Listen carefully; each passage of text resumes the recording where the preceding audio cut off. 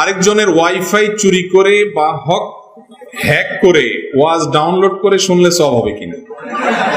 এই প্রশ্ন কি দুষ্টামি করে কেউ দিছে নাকি আল্লাহ জানে, নাকি সত্যি জানার জন্য দিছে?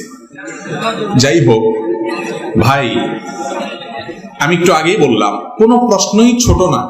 দিন সম্পর্কে, হালাল সম্পর্কে জানার জন্য কোনো প্রশ্নই ছোট না। এই প্রশ্নটাও গুরুত্বপূর্ণ, কোনো প্রশ্নই অগুরুত্বপূর্ণ না। শুনেন, কারোর ওয়াইফাই এটা যদি আপনি হ্যাক করেন বা চুরি করে সেটা যে কোনো ভাবে আপনি ইউজ করেন, ওই বেচারার যে স্পিড আছে সেই স্পিডের মধ্যে ঘাটতি হবে কি হবে না, কমতি হবে কি হবে না? তাহলে তার ক্ষতি হলো না? জিনিসটা তার, এটার বিলটা সে দিচ্ছে, আপনি আলগা খাইতেছেন যে সেখানে, আপনি আলগা খাইতে যাইয়া তার স্পিড কমায়া তার ক্ষতি করতেছেন, চুরি করতেছেন। এটাও চুরি, এটাও না যায়, এটাও গুনাহ। এটা করতে পারেন না আপনি। আপনি হয় তার পারমিশন নিবেন। হ্যাঁ, কিছু কিছু ওয়াইফাই আছে ওপেন, এয়ারপোর্টের বিভিন্ন জায়গা, পাবলিক প্লেসের অনেক ওয়াইফাই আছে, বা অনেকে ব্যক্তিগত ওয়াইফাই ওপেন রাখছে যে কারো যদি লাগে তার অসুবিধা নেই, ভিন্ন কথা। কিন্তু সে একটা পাসওয়ার্ড দিছে, তার মানে সেটা সবাইকে দিতে চায় না।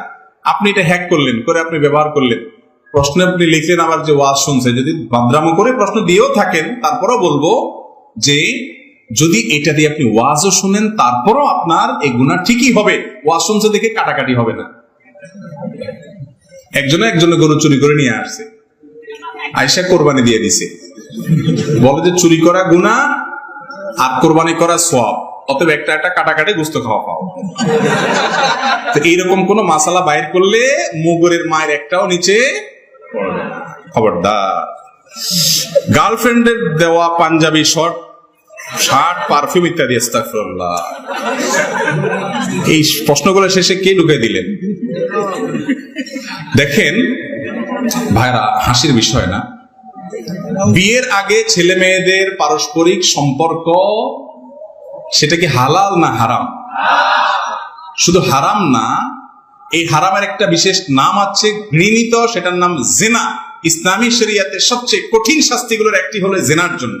এত ডেঞ্জারাস অপরাধ এটা, আমরা অনেকে অপরাধ মনেও করি না।